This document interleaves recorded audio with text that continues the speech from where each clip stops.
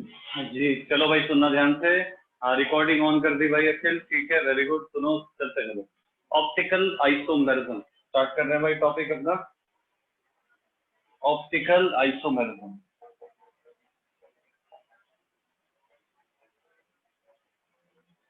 बेटा सबसे पहले मैं आपको बता दूं, क्लास 11th में कुछ कुछ आपने पढ़ा था, वो क्या आइसोमर का पार्ट पढ़ा रखा था वो हम देखते हैं बेटा। आइसोमेरिज्म बेसिकली हमने बताए थे दो टाइप के। एक दोस्तों स्ट्रक्चरल होता है और दूसरा होता है स्टीरियो आइसोमेरिज्म।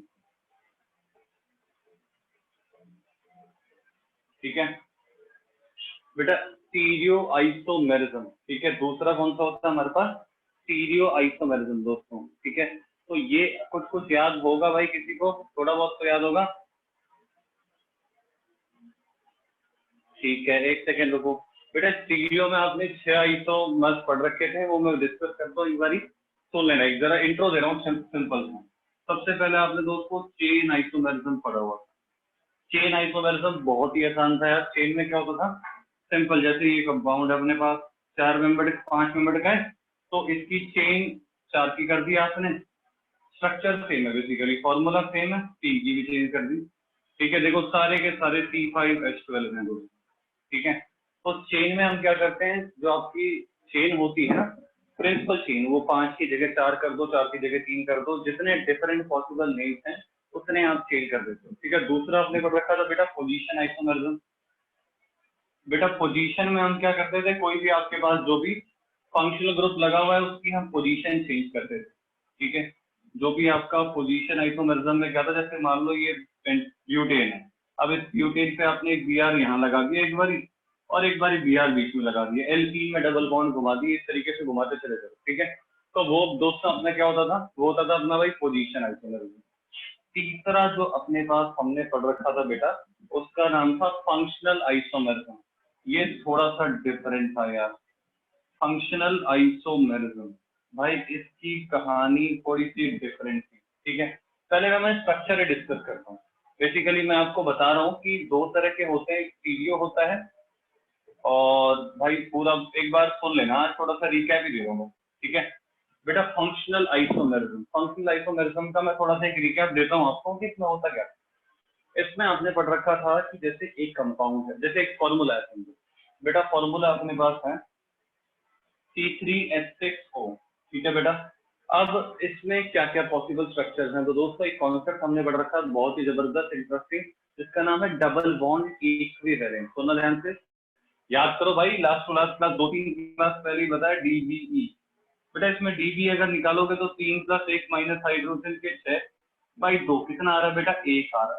ठीक है, अब इसमें दोस्तों एक DB पॉसिबल है। फंक्शनल आइसोमर का मतलब है कि बेटा फॉर्मूला सेम हो, बट उसमें बनने वाले जो फंक्शनल ग्रुप्स हैं वो डिफरेंट होनी चाहिए। अब जैसे अगर मैं ट्राई करूं दोस्तों, मैं सिंपल सी बात करता हूँ, पहले सिंपल वाले एग्जाम्पल। बेटा C3H6O से जो सबसे बेसिक दो बन सकते हैं, क्योंकि DBE एक है तो एक डबल बॉन्ड तो आएगा ही आएगा दोस्तों। अब डबल बॉन्ड जो आता है, तो एक तो फॉर्मूला ये बन सकता है CH3 C डबल बॉन्ड और CH3। DBE 1 है, सेटिस्फाई कर रहा है, कोई दिक्कत नहीं। 6 हाइड्रोजन 3 कार्बन 1 हो, बिल्कुल। सिमिलरली मैं, ये कौन सा ग्रुप हो गया बेटा, ये हो गया तुम्हारा कीटोन। अब ऐसे ही सिमिलरली मैंने एक और बना दिया। भाई ये पढ़ा हुआ है, मैं बस 10 मिनट लगा के इसको रिवाइज कराना चाह रहा हूँ। ठीक है, ये भी भाई सेम ही तो फॉर्मूला है यार, 6 हाइड्रोजन है 3 कार्बन है को। अब यार देखो, अगर तुम डीबीई का एप्लीकेशन समझ पा रहे हो तो फिर मजा आ रहा होगा तुम्हें कि देखो DBE 1 का मतलब एक डबल बॉन्ड होना चाहिए। तो बेटा इसमें भी एक डबल बॉन्ड है, इसमें भी एक डबल बॉन्ड है। एक से ज्यादा डबल बॉन्ड आप स्ट्रक्चर में नहीं रख सकते। तो बेसिकली हमें इस फॉर्मूले से इसका स्ट्रक्चर बनाने में हेल्प मिली। तो ठीक है, किसकी हेल्प से, DBE की हेल्प। तो मैंने बोला यार ये एल्डिहाइड भी है, ये कीटोन भी है। अगर मैं आपको जनरलाइज करा दूं, ठीक है, जनरलाइज करा दूं तो याद रखना है बेटा CnH2NO, यही तो है ना फॉर्मूला।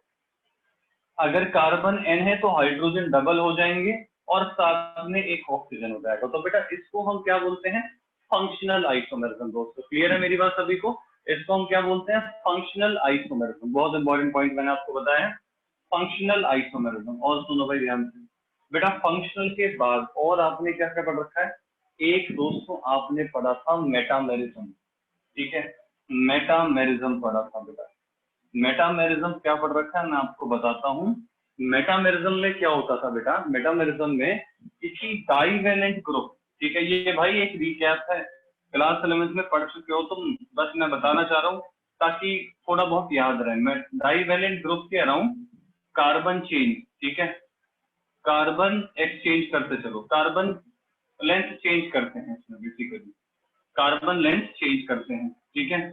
सुनना भाई ध्यान से। अब ये डाइवेलेंट ग्रुप क्या है दोस्तों, डाइवेलेंट वो है जिससे दो बॉन्ड लगे हैं। जैसे अगर मैं बात करूं सिंपल, बेटा आपने ये तो सभी ने पढ़ रखा है, OCH2CH3, बेटा ईथर ग्रुप है ना, हमने पढ़ा हुआ है दोस्तों। ये कौन सा ग्रुप है अपना, ईथर, ROR, है ना, ठीक है बेटा, कौन सा ग्रुप है अपना ये, ईथर, ROR। अब बेटा इस ईथर में इधर दो कार्बन है, इधर दो कार्बन है, और इस O से दोनों अटैच है, तो मैं कह सकता हूँ ये मेरा ग्रुप कैसा है, ये मेरा ग्रुप है डाइवेलेंट। कैसा ग्रुप है दोस्तों, ये डाइवेलेंट ग्रुप है। और इस डाइवेलेंट ग्रुप के अराउंड इधर दो कार्बन, इधर दो कार्बन। अब मेटामेरिज्म में हम इसी को बदलते हैं, मतलब खेलते हैं बेसिकली। जब मैं इसके साथ खेलूंगा तो कुछ इस तरीके से भी तो कर सकता हूँ, CH3O, CH2, CH2, CH3, लो भाई, अब इधर 3 कर दिए तुमने और इधर तुमने 1 कर दिया, तो भाई इसी को मैं बोलता हूँ मेटामेरिज्म, ठीक है दोस्तों। मेटामेरिज्म में क्या होता है, डाइवेलेंट ग्रुप के अराउंड आप पोजीशंस बदलते हो, ठीक है, किसकी, मतलब नंबर ऑफ कार्बन बदलते हो, कार्बन चेन लेंथ आप बदलते हो, ठीक है बेटा। तो अभी स्ट्रक्चरल के मैंने आपको 4 समझे हैं, 5वां सुनो भाई। स्ट्रक्चरल का जो 5वां होता है बेटा, उसका नाम होता है रिंग चेन आइसोमेरिज्म। 5वां कौन सा है, रिंग चेन आइसोमेरिज्म। ये तो बहुत ही हल्का आइटम है, सुनो भाई हल्का कैसे है। ये कहता है कि जैसे एल्कीन है बेटा, C3H6, बेटा ये एल्कीन का फॉर्मूला CnH2n।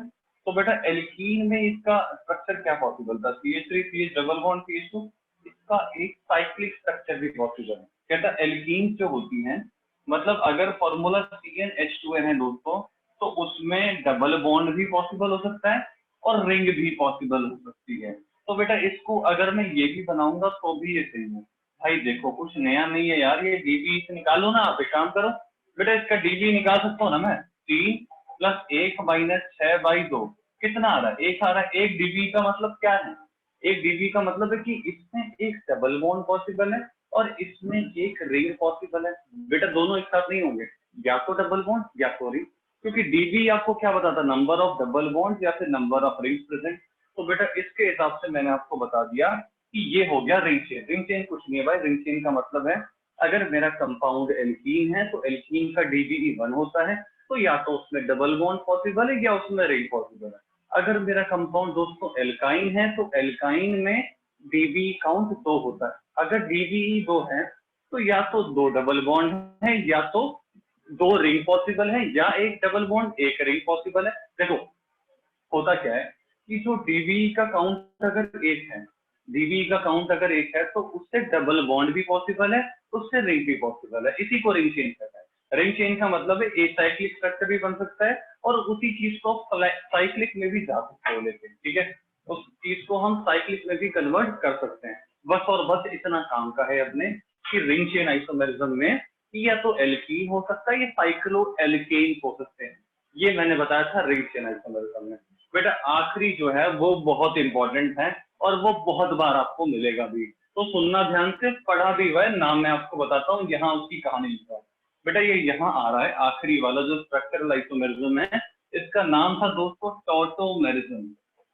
टॉटोमेरिज्म दोस्तों, ठीक है।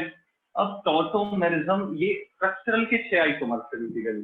देखो चीजों की कहानी तो मैं अभी खोलूंगा, अभी मैं सिर्फ स्ट्रक्चरल के 6 आपको एक रिकैप दिया है, चेन, पोजीशन, फंक्शनल, मेटामेरिज्म और रिंग चेन आइसोमेरिज्म।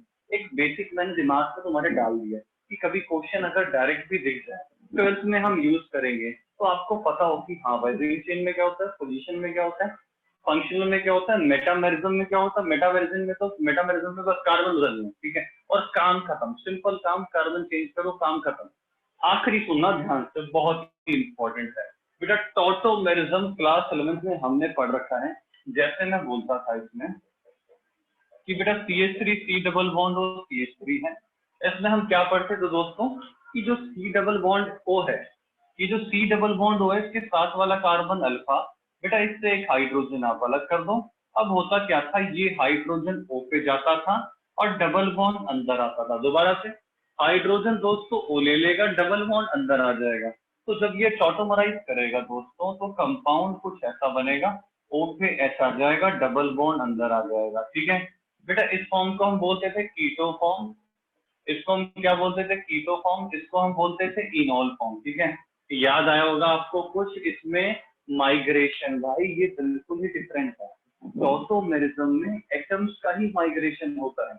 आप देख रहे हो हाइड्रेशन, जो हाइड्रोजन है बेटा वो माइग्रेट कर रहा है। ठीक है, हाइड्रोजन माइग्रेट कर रहा है टूवर्ड किसकी तरफ दोस्तों, ऑक्सीजन। और सुनो, डबल बॉन्ड की पोजीशन चेंज हो रही है, मतलब ये देखो, इधर सुनना जरा ध्यान से। अच्छा, एक क्वेश्चन इसमें मेंस में पूछा हुआ क्वेश्चन सुनना मेरी बात। कहता है रेजोनेंस में क्या एटम की पोजीशन चेंज होती है, मैं कहता हूँ नहीं। दोस्तों अगर आपने देखा हो रेजोनेंस में एटम कभी भी नहीं हिलता, हिलते हैं सिर्फ इलेक्ट्रॉन पेयर, पाई बॉन्ड घूमते हैं, लोन पेयर घूमते हैं। क्या कभी आपने नाइट्रोजन के लोन पेयर के अलावा उसको भी उठा के ले गए हो कि चल बेटा तू भी चल, तू भी बॉन्डिंग में जाएगा? नहीं, हम नाइट्रोजन का लोन पेयर सिर्फ शिफ्ट कराते थे। तो वही चीज यहाँ पे है दोस्तों। यहाँ पे क्या होता है, बट यहाँ देखो क्वेश्चन ये था कि इन विच ऑफ द फॉलोइंग, मतलब इन विच ऑफ द फॉलोइंग किसमें एटम्स का माइग्रेशन है, कौन से इफेक्ट में एटम्स का माइग्रेशन है। तो दोस्तों टॉटोमेरिज्म एक ऐसा कॉन्सेप्ट है जहां पे एटम ही माइग्रेट कर जाते हैं। हम बोलते हैं क्या ये रेजोनेंस है, नहीं भाई ये रेजोनेंस नहीं है। यहाँ तो ये HO पे चला जाता है, डबल बॉन्ड अंदर आता है। तो दोस्तों इसे कहते हैं कीटो इनॉल टॉटोमेरिज्म। इसमें हाइड्रोजन एटम का माइग्रेशन होता है और एल्कीन के मतलब जो डबल बॉन्ड है उसकी पोजीशन चेंज होती है।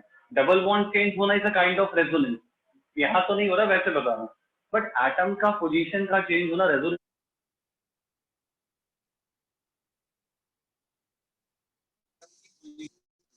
ठीक है, बोलो यार, आवाज आ रही है सब? भाई मेरी आवाज सभी को आ रही है एवरीवन? एक बार बोलना यार मेरे को जरा बेटा सब।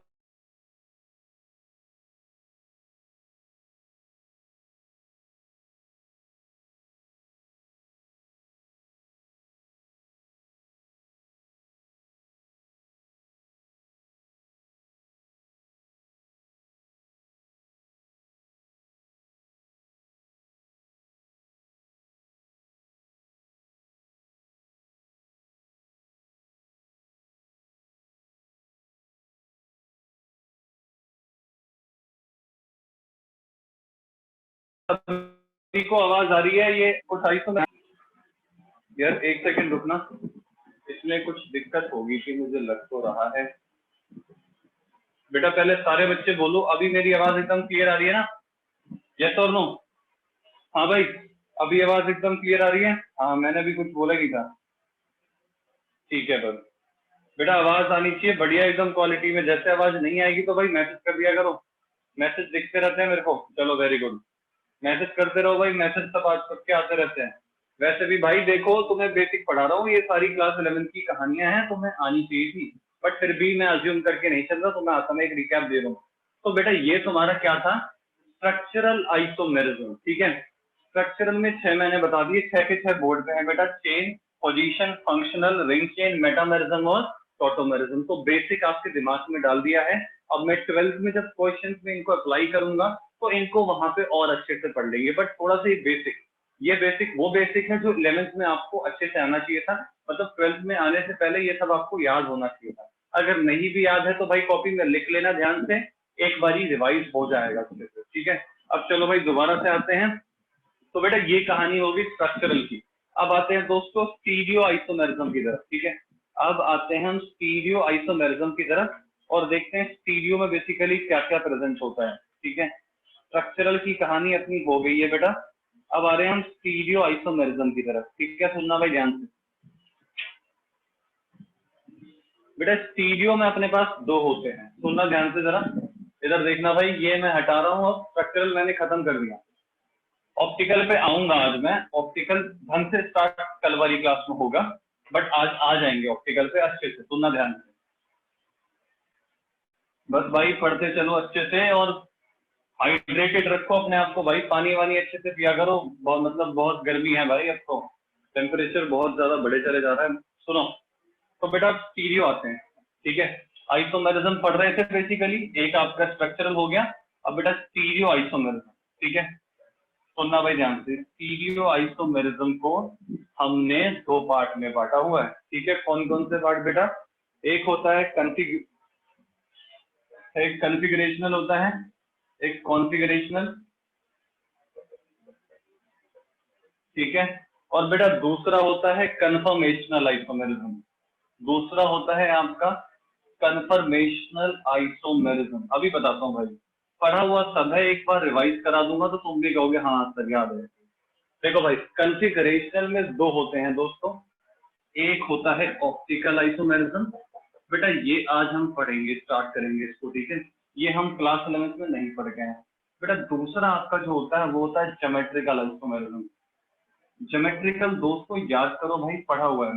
मैं एक रिकैप देता हूँ 5 मिनट में। ज्योमेट्रिकल आइसोमेरिज्म में होता क्या है, ठीक है, जब आपकी बॉन्ड में रोटेशन, रिस्ट्रिक्टेड रोटेशन होती है, क्या होता है ये अराइज कब करता है? अराइज होता है due to restricted rotation. Restricted rotation मतलब जहां रोटेशन चाह तो रहे हो बट आप कर नहीं पा रहे हो, ठीक है। जैसे एल्कीन्स है दोस्तों, आपको पता है एल्कीन्स के पाई बॉन्ड नहीं घूमते हैं, इन उनमें जो रोटेशन होती है वो कैसी होती है? रिस्ट्रिक्टेड। एग्जाम्पल देखना जरा ध्यान से, ये सबसे बेस्ट एग्जाम्पल भाई हम पढ़ते चले हैं, सुनना जरा ध्यान से। क्या है एग्जाम्पल अपना? देखो, Cl लगा दो, Cl लगा दो, H लगा दो, H लगा दो। याद आया होगा किसी को भाई कि जब मेरे ग्रुप ट्रांस होते हैं, मतलब एंटी ग्रुप्स होते हैं तो उनको मैं ट्रांस बोलता हूँ, और अगर मेरे ग्रुप सेम साइड हैं तो बेटा इनको हम सिस बोलते हैं, ठीक है। बेटा ये होता है ज्योमेट्रिकल आइसोमेरिज्म। इनकी कुछ बातें बताऊं मैं आपको, सुनना जरा ध्यान से कि इनमें क्या क्या हमने पढ़ा था। बेटा अगर मैं बात करूं स्टेबिलिटी की, अगर मैं बात करूं स्टेबिलिटी की दोस्तों, तो याद रखना है ट्रांस इससे ज्यादा स्टेबल होते हैं, क्योंकि ट्रांस में ग्रुप कैसे होते हैं? ट्रांस में मेरे ग्रुप्स एंटी होते हैं। बेटा ग्रुप्स एंटी होने की वजह से हिंड्रेंस कम होता है, हिंड्रेंस लेस होता है, ठीक है। तो इसीलिए याद रखेंगे हम कि स्टेबिलिटी ज्यादा किसकी होती है दोस्तों? ट्रांस की। बेटा डाइपोल मोमेंट याद करो भाई, ये सब पढ़ा हुआ है तुमने यार, डाइपोल मोमेंट। मेरा डाइपोल मोमेंट ज्यादा किसका होता है? इसका। क्योंकि यार यहाँ देखो ना, यहाँ पे ये नेट डाइपोल मोमेंट बनेगा बेटा, इसमें तो कैंसिल हो रहा होता है, ये इधर कैंसिल, यहाँ ऐसे कैंसिल दोस्तों, बट यहाँ एक नेट डाइपोल मोमेंट बनेगा, ठीक है। ट्रांस का डाइपोल मोमेंट जीरो होता है, इनका डाइपोल मोमेंट जीरो होता है, इसमें mu not equal to zero, इसमें mu not equal to zero. बेटा मेल्टिंग पॉइंट की अगर बात करूंगा तो जिनका डाइपोल मूवमेंट जीरो होता है दोस्तों, वो कंपाउंड मेरे सिमेट्रिकल होते हैं, और इसीलिए मेल्टिंग पॉइंट ज्यादा किसका होता है? ट्रांस वाले का। बेटा लिख दिया मैंने, ये सिद्ध है, ये ट्रांस है। और ट्रांस वाले में क्या? स्टेबिलिटी ट्रांस की ज्यादा, डाइपोल मूवमेंट इसका ज्यादा, मेल्टिंग पॉइंट ट्रांस का ज्यादा, और बॉइलिंग पॉइंट डिपेंड करता है डाइपोल मूवमेंट पे।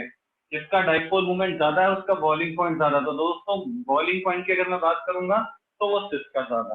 ये तुमने पढ़ा हुआ था क्लास 11 में, याद कर लेना अच्छे से। मैंने एक बेसिक एग्जांपल दे दिया। और सुनो भाई, एक ये कैटेगरी होती है और एक और कैटेगरी है जहां पे ज्योमेट्रिकल आइसोमेरिज्म होता है।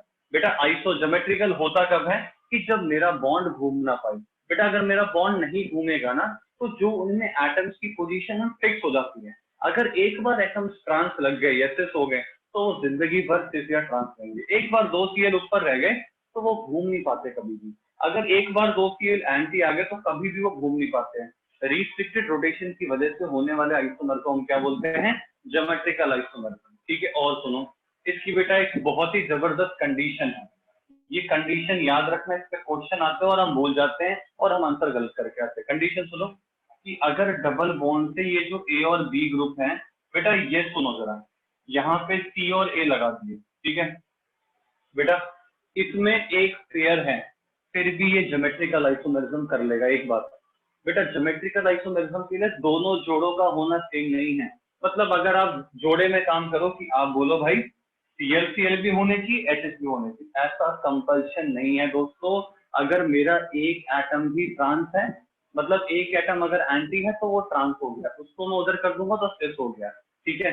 मतलब एक पेयर भी अगर मेरे सेम है तो वो ज्योमेट्रिकल आइसोमेरिज्म शो कर सकते हैं। ये कंडीशन नहीं है कि दोनों ही एक एकदम ऊपर और एक नीचे, या एक ऐसे तो दूसरा ऐसे। दो पेयर होने सेम जरूरी नहीं है। अगर एक पेयर भी होगा तो भी अपना काम हो जाता है, पॉइंट टू बी नोटेड, ठीक है। और एक बहुत जबरदस्त बहुत इंपॉर्टेंट बात जो हम अक्सर गलत किया करते हैं, सुनना मेरी बात ध्यान से। बेटा अगर ये दोनों गलती से आपने सेम कर दिए, बेटा याद रखना ए कभी बी के बराबर नहीं होना चाहिए कभी भी, और ना कभी भी सी ए के बराबर होना चाहिए। बेटा साथ वाले एटम्स अगर तुमने सेम कर दिए तो वो मॉलिक्यूल जिंदगी में ज्योमेट्रिकल आइसोमेरिज्म शो नहीं कर सकता। मेरे कहने का मतलब ये था कि अगर मैं C double bond C L यहाँ सी एल करके यहाँ सी एल यहाँ बी आर कर दूं, अब मैं बोलूं कि ये दोनों तो भाई फ्रांस हैं, बेटा ये गलत है। ये ज्योमेट्रिकल आइसोमेरिज्म शो नहीं करता दोस्तों। ज्योमेट्रिकल आइसोमेरिज्म वही शो करेगा जिसमें जो एक कार्बन पे दो ग्रुप लगे हमेशा डिफरेंट होने चाहिए। अगर एक कार्बन पे सेम ग्रुप लग गए तो मामला खराब हो जाएगा, खत्म हो जाएगा। वो चीज ज्योमेट्रिकल आइसोमेरिज्म शो नहीं कर पाएगी। मेरी बात सभी को समझ में आ गई भाई? क्वेश्चन आए हुए हैं बहुत सारे, इसमें ट्रिकी क्वेश्चन बनते हैं, तो ये सबसे छोटा पॉइंट है जो हम ज्यादातर मिस करके चलते हैं। तो इस चीज को हम ध्यान रखेंगे कि लगे हुए ए और बी ग्रुप कभी भी एक जैसे ना हो, ना ए और सी होने, मतलब एक कार्बन से दो ग्रुप जो लगे हो हमेशा कैसे होने चाहिए? एंटी होने चाहिए, तो ही वो ज्योमेट्रिकल आइसोमेरिज्म शो करता है दोस्तों। तो अब सुनना बेटा ज्योमेट्रिकल, अच्छा एक और एग्जांपल मैं आपको बता रहा था कि जैसे एल्कीन्स है बेटा, एल्कीन्स के साथ साथ अगर मेरे पास साइक्लिक कंपाउंड्स है, इधर सुनना मेरी बात ध्यान से बेटा, ये मेरा साइक्लोप्रोपेन था, ठीक है बेटा। इसमें एक सीएल यहाँ रखा है, एक सीएल यहाँ रखा है, इस पे एच एच है। बेटा पता है जो साइक्लिक कंपाउंड होते हैं इनमें भी बॉन्ड घूम नहीं पाता, तो घूम नहीं पाएगा तो ये अरेंजमेंट फिक्स हो जाएगा। और जब ये फिक्स हो जाएगा तो सीएल सीएल साथ हो गए दोस्तों, तो ये फिक्स हो गया। कहने का मतलब मेरे ये है, बस इतना सा मतलब है कि अगर साइक्लो एल्केन्स भी हैं उनमें भी बेटा रोटेशन पॉसिबल नहीं हो पाती है, तो वहां पे भी आपका ज्योमेट्रिकल आइसोमेरिज्म होता है। सिमिलरली अगर मैं इनको एंटी रख दूं दोस्तों, मतलब एक सीएल नीचे एच ऊपर, सीएल ऊपर एच नीचे, अब ये दोनों एंटी चले गए हैं तो बेटा ये हो गया तुम्हारा ट्रांस, और ये ज्योमेट्रिकल आइसोमेरिज्म शो करेगा, बिल्कुल करेगा।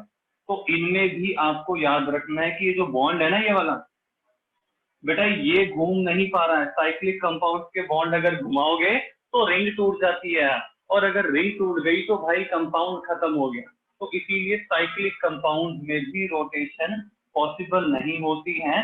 एक बार जो जहां पे लग गया जिंदगी भर उसी के साथ जुड़ा रहेगा, और इसलिए वो भी क्या शो करेंगे?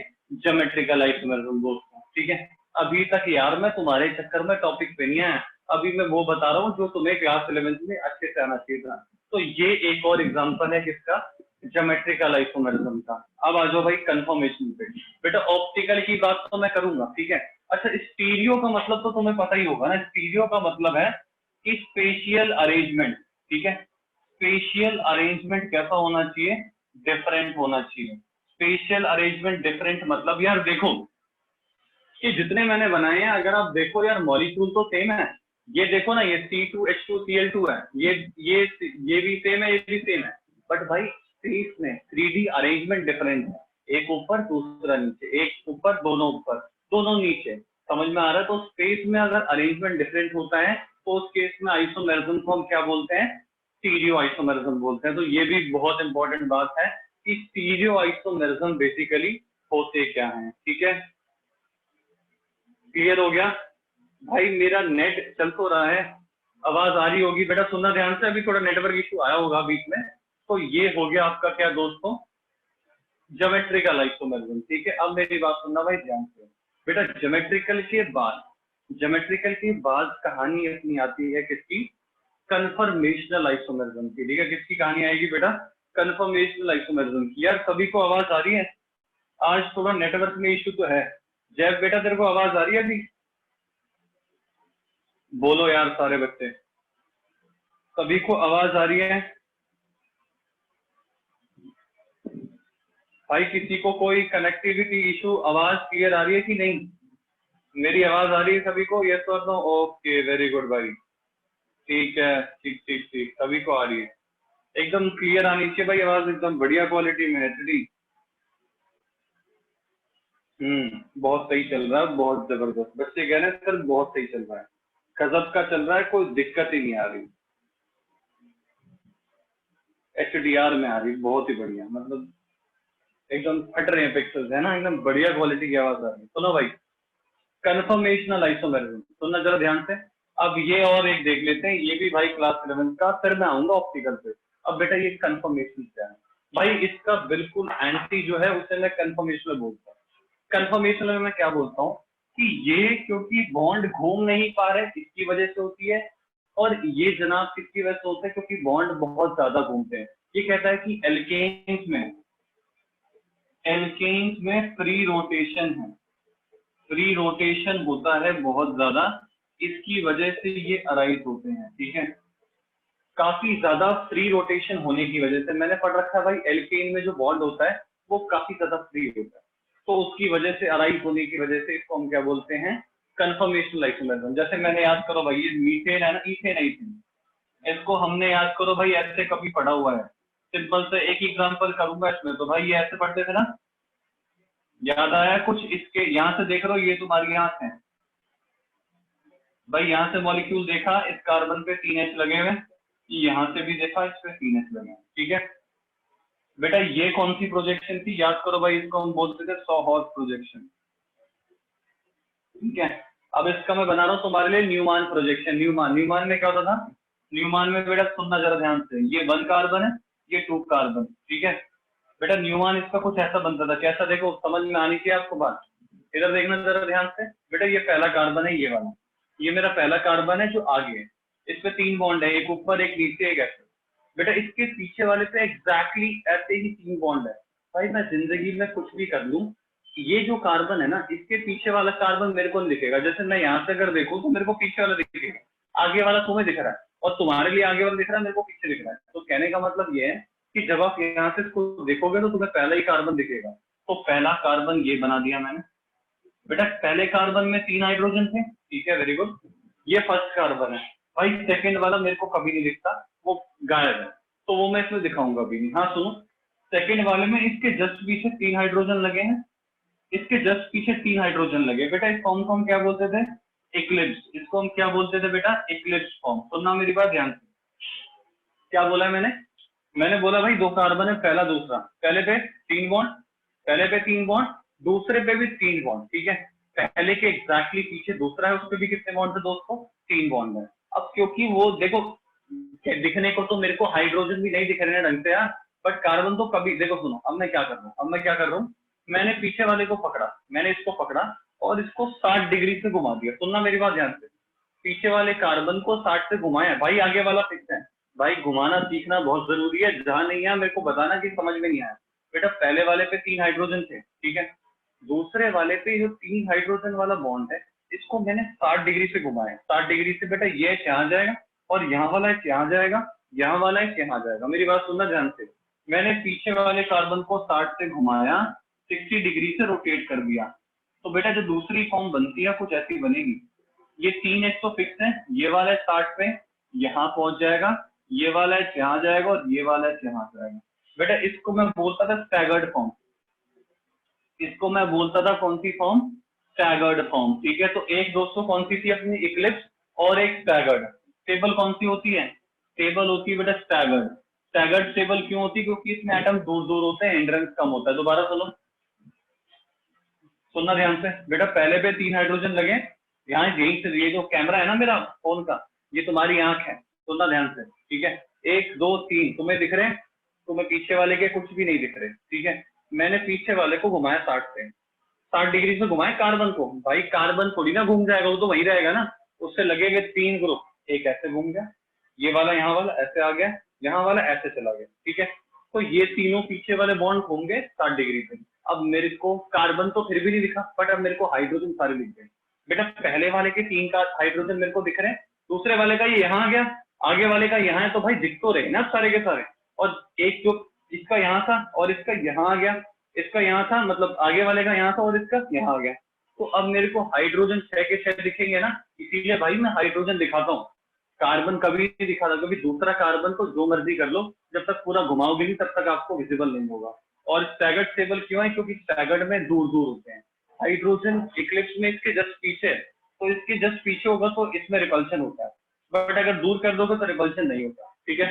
तो इसीलिए हम बोलते हैं इसमें क्या कि इक्लिप्स और स्टैगर्ड में स्टैगर्ड वाला स्टेबल होता है। एक मेरी बात ये इंपॉर्टेंट थी, तो भाई यही इतना आपको याद रखना है कंफर्मेशन में कि एल्केन में क्योंकि सिग्मा बॉन्ड होता है और वो घूमते ही रहते हैं, उनमें फ्री रोटेशन है। पता है इनमें जो स्टैगर्ड और इक्लिप्स के डिफरेंस एनर्जी का वो केवल 2 या 3 किलो कैलोरी, मतलब बहुत छोटा डिफरेंस है। इतना डिफरेंस है कि ये हमेशा स्टैगर्ड हमेशा इक्लिप्स ऐसी ही फॉर्म में घूमते रहते हैं, ठीक है।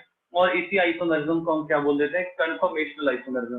बेटा ये जो दो आपने बनाए हैं ना, पहली बात तो इनको हम बोलते हैं न्यूमान प्रोजेक्शन। इनका नाम क्या है बेटा? ये जो आपने दोनों बनाए हैं इसको आप क्या बोलते हो? मैं यहाँ पे लिख देता हूँ, इसको हम बोलते हैं न्यूमान प्रोजेक्शन, और इसी को कन्फर्मर्स भी बोलते हैं। इसको हम बोलते हैं न्यूमान प्रोजेक्शन, ये जो आपने दोनों बनाई है, और इन्हीं को हम क्या बोलते हैं? कन्फर्मर्स भी बोल देते हैं। तो ये चीज आप ध्यान रखना, कन्फर्मर्स या न्यूमान प्रोजेक्शन किसको बोलते हैं? ये जो गोले वाले हमने बनाए हैं। अब मेरे को सारे बच्चे जल्दी से बोलेंगे, ये जो कहानी मैंने अभी तक तुम्हें एक रिवीजन दिया, क्या किसी को उसमें दिक्कत है? बेटा सारे बच्चे जल्दी से बोलो, क्या किसी को उसमें दिक्कत है? एवरीवन, या सर जी क्लियर है? जल्दी से भाई सारे बच्चे भाई मैसेज करो, सभी को क्लियर है? एवरीवन मैसेज करो भाई जल्दी से, सारे बच्चे क्लियर है सभी को? करते चलो भाई, शाबाश, वेरी गुड। ये सब बेटा क्लास 11 जल्दी से सारे बच्चे मैसेज करो। क्लास 11 की कहानी थी एवरीवन, जल्दी से भाई, सबके मैसेज नहीं आए, सबके मैसेज मेरे पास नहीं आए बालकों, जल्दी से मैसेज करो। चलो भाई वेरी गुड, जल्दी सारे बच्चे करते चलो, वेरी गुड भाई, ठीक है। चलो भाई सुनना मेरी बात ध्यान से। अब भाई मैं आ रहा हूँ ऑप्टिकल आइसोमेरिज्म पे, जो कि हमारा क्लास 11 में रह गया था। ये मैंने बेसिक तुम्हें बता दिया आइसोमेरिज्म के बारे में, ठीक है। इसे कॉपी में छाप लेना अच्छे से, ठीक है। अब आगे बढ़ते हैं, नेक्स्ट हम बढ़ते हैं इसके बाद ऑप्टिकल आइसोमेरिज्म, जहां दोस्तों सिर्फ घुमाना ही घुमाना है। इसमें तो अभी जो टॉपिक है बेटा, इसमें तो बस तुम्हें घुमाते ही जाना है, ठीक है, सुबह से लेके शाम तक। सुनना मेरी बात ध्यान से। स्टार्ट कर रहे हैं ऑप्टिकल आइसोमेरिज्म, ठीक है। ऑप्टिकल आइसोमेरिज्म, देखो भाई सबसे पहली बात कि ऑप्टिकल आइसोमेरिज्म होता क्या है बेटा। सबसे पहले हम देखते हैं कि यार ये ऑप्टिकल आइसोमर्स बेसिकली होते क्या हैं, इनमें होता क्या है ऑप्टिकल आइसोमेरिज्म। तो मेरी बात सुनना ध्यान से, ठीक है। अब आ रहे हैं भाई हम ऑप्टिकल आइसोमेरिज्म, ठीक है, सुनना जरा ध्यान से।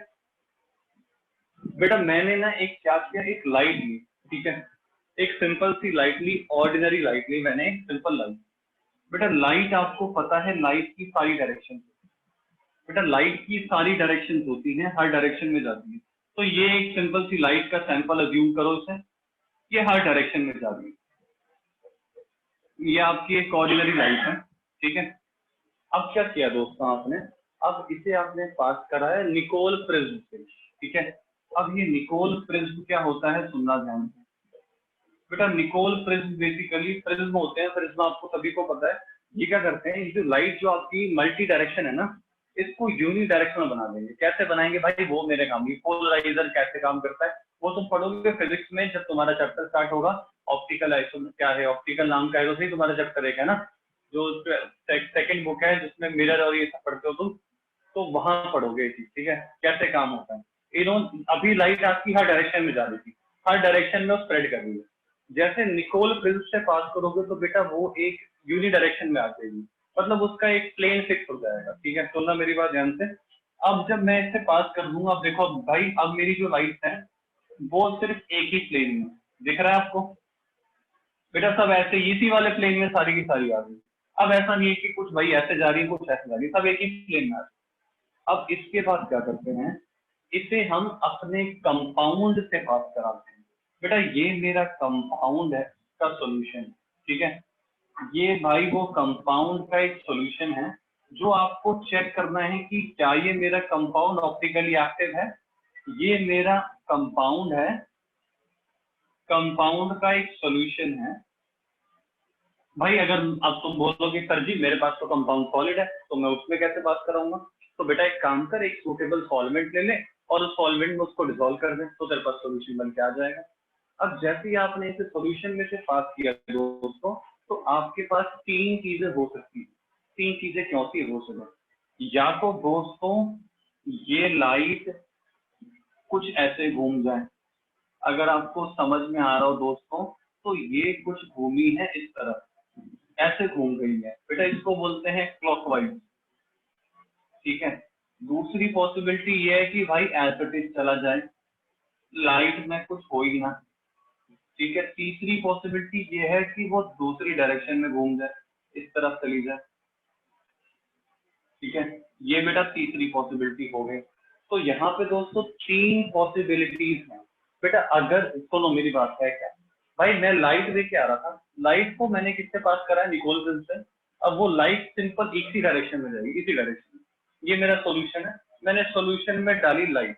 अगर लाइट घूम गई ऐसे, ऐसे मतलब क्लॉकवाइज, ठीक है, ऊपर वाली कहानी। और अगर लाइट घूम गई ऐसे, ऐसे मतलब एंटी क्लॉकवाइज, तो सबसे नीचे वाली कहानी। और तीसरी पॉसिबिलिटी लाइट सीधे चली जाए, मतलब सॉल्यूशन को पार करके, जब उसे सॉल्यूशन में से पास कराओगे, ठीक है, आपने इसे सॉल्यूशन में से बेसिकली यहाँ से पास करा है, तो तीसरी पॉसिबिलिटी ये है कि लाइट मेरी सीधे चली जाए। तो बेटा तीन पॉसिबिलिटी है, सुनो मेरी बात ध्यान से। एक तो क्लॉकवाइज घूम सकती है, या एक घूम सकती है वो एंटी क्लॉकवाइज, ठीक है, या एक घूम सकती है वो एंटी क्लॉकवाइज, या एज इट इज चली जाए। सुनो, अगर बेटा एज इट इज चली गई लाइट, इसका मतलब मेरा जो सॉल्यूशन है कंपाउंड का वो ऑप्टिकली इनएक्टिव है। ऑप्टिकली इनएक्टिव है, वो ऑप्टिकल आइसोमेरिज्म शो नहीं करेगा दोस्तों। और बेटा इन दोनों केसेस में, क्लॉकवाइज या एंटी क्लॉकवाइज, मैं आपको बता दूं इन दोनों ही केसेस में जो मेरा सॉल्यूशन है वो बेटा ऑप्टिकली एक्टिव है। सॉल्यूशन कैसा होता है, ऑप्टिकली एक्टिव होता है दोस्तों। ठीक है, ऑप्टिकली एक्टिव। और सुनो बेटा, ये जो लाइट है जिसकी एक ही डायरेक्शन है, इसको हम पीपीएल कहते हैं। पीपीएल का मतलब plane polarised light. Plane polarised light, ये वो लाइट है जो सिर्फ एक ही डायरेक्शन में जा रही है। तो ये जो दोनों केस हैं बेटा, ये दोनों केस किसके हो गए आपके, ऑप्टिकली एक्टिव सॉल्यूशन के। तो यही आइसोमेरिज्म को हम ऑप्टिकल आइसोमेरिज्म कहते हैं। ऑप्टिकल आइसोमेरिज्म का मतलब है कि मैं एक अपने कंपाउंड का सॉल्यूशन लूंगा, उसमें मैं PPL plane polarised light pass कराऊंगा। अगर वो लाइट बाद में घूमी तो मतलब सॉल्यूशन मेरा, ये कंपाउंड मेरा ऑप्टिकली एक्टिव है। अगर वो लाइट मेरी नहीं घूमी तो कंपाउंड मेरा ऑप्टिकली इनएक्टिव है। ठीक है, कंपाउंड मेरा कैसा होगा, ऑप्टिकली इनएक्टिव दोस्तों। ठीक है बेटा, अगर क्लॉकवाइज घूमती है तो उसका इन्होंने एक नाम दिया है, इसको दोस्तों हम बोलते हैं डेक्स्ट्रो। इसको हम क्या बोलते हैं, डेक्स्ट्रो रोटेटरी। ठीक है। और बेटा अगर आपका जो सॉल्यूशन में से पास करने के बाद लाइट अगर एंटी क्लॉकवाइज जाती है तो बेटा इसका नाम है लीवो रोटेटरी। अभी भाई बहुत ज्यादा बेसिक पे चल रहे हैं। ठीक है, अभी हम समझ रहे हैं कि ऑप्टिकल आइसोमेरिज्म में होता क्या है, ये नाम क्या है, इसमें कहानी क्या होती है। तो यहाँ पे हम बेसिकली बात किसकी करते हैं, हर कंपाउंड के ऑप्टिकल एक्टिविटी के बारे में दोस्तों। ऑप्टिकल एक्टिविटी का मतलब वही है कि जब आप लाइट को सॉल्यूशन से पास कराओगे तो उसके बाद उसका इफेक्ट क्या आता है, क्या वो सॉल्यूशन के पास करने के बाद, देखो अब ऐसा हुआ क्या, क्वेश्चन ये भी आता है, सर जी आप ये बताओ सॉल्यूशन में जाने से ऐसा हुआ क्या कि ये लाइट घूम गई, ये लाइट इधर घूम गई या उधर घूम गई। तो भाई इसके लिए तुम फिजिक्स में जाना पड़ेगा भाई। यहाँ पे हम मैग्नेटिक फील्ड और इलेक्ट्रिक फील्ड के कंपोनेंट लेते हैं, उनकी फिटिंग कराते हैं और उसके कारण लाइट आपकी घूमती है। तो यार वो चीज फिजिक्स का पार्ट है, वो अपने काम का नहीं। तुम्हें बस इतना याद रखना है कि लाइट जो घूमी क्लॉकवाइज तो डेक्स्ट्रो, लाइट जो घूमी एंटी क्लॉकवाइज तो लीवो। लाइट अगर सीधे चलेगी तो सॉल्यूशन मेरा ऑप्टिकली इनएक्टिव हो जाएगा दोस्तों। और इसी फिनोमिनल को हम बोलते हैं ऑप्टिकल रोटेशन। इसको हम क्या बोलते हैं दोस्तों, ऑप्टिकल रोटेशन। इसमें बेटा एक फॉर्मूला भी है कि कितने एंगल से आपकी लाइट रोटेट करती है। सुनना मेरी बात ध्यान से बेटा, उसको हम बोलते हैं स्पेसिफिक रोटेशन। ठीक है, स्पेसिफिक रोटेशन बेसिकली आपको ये बताएगा कि जैसे डेक्स्ट्रो में आप कितने एंगल से घूम रहे हो, आप लीवो में, जैसे ये रेफरेंस है ना, इसके रेफरेंस में आप कितने एंगल से गए हो, इसके रेफरेंस में आप कितने एंगल से इधर टिल्ट हुए हो, तो उसको हम क्या बोलते हैं, स्पेसिफिक रोटेशन। सुनना मेरी बात ध्यान से, स्पेसिफिक रोटेशन। स्पेसिफिक रोटेशन का फॉर्मूला दोस्तों क्या होता है, इसे हम बोलते हैं अल्फा। इसको डिनोट करने का तरीका बता रहा हूँ बेटा, इस पे न्यूमेरिकल आते हैं मेंस में। यहाँ बेटा टेम्परेचर लिखते हैं डिग्री सेल्सियस में, यहाँ लैम्डा लिखते हैं, लैम्डा मतलब वेवलेंथ होती है। ये तो भाई इसका सिंपल डिनोट करने का तरीका हो गया, ठीक है। सुनना जरा ध्यान से, अभी कहानी बहुत सारी बाकी है दोस्तों। इसका जो फॉर्मूला होता है, इसका फॉर्मूला होता है स्पेसिफिक रोटेशन का अल्फा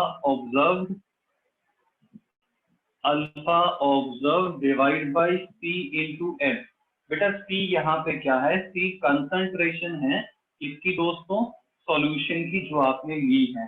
कंसंट्रेशन मेरी बात सब समझ रहे होगे, और लेंथ आपके सॉल्यूशन की लेंथ है, लेंथ ऑफ सॉल्यूशन, ठीक है। ये जो लेंथ है ना दोस्तों, कौन सी लेंथ की बात कर रहा हूं मैं, ये वाली चीज लेंथ होती है बेटा, ये आपके पास लेंथ ऑफ सॉल्यूशन है, ये जो है ना इतना पार्ट। तो यहाँ पे एल क्या है, इस फॉर्मूले में एल होता है लेंथ ऑफ सॉल्यूशन, ठीक है। अभी भाई बात करेंगे, क्वेश्चन देख भी लेंगे कि इसमें न्यूमेरिकल किस तरीके से फ्रेम होते हैं, ठीक है। तो ये तीनों टर्म्स आपके काम की हैं। एक तो क्या मैंने बताया आपको, अल्फा, ठीक है। अल्फा क्या है, 30 डिग्री सेल्सियस से, और लैम्डा इसकी वेवलेंथ है, और इसके बाद alpha observe divide bye concentration into में लेंथ है, ठीक है। तो बेटा अब मेरी बात सुनना जरा ध्यान से। अब ये देखो, अब तुम, ये स्पेसिफिक रोटेशन है, ये वाली टर्म क्या है, स्पेसिफिक रोटेशन। अल्फा ऑब्जर्व्ड भी ऑप्टिकल एक्टिविटी है, बट ये क्वेश्चन में गिवन होती है बेटा।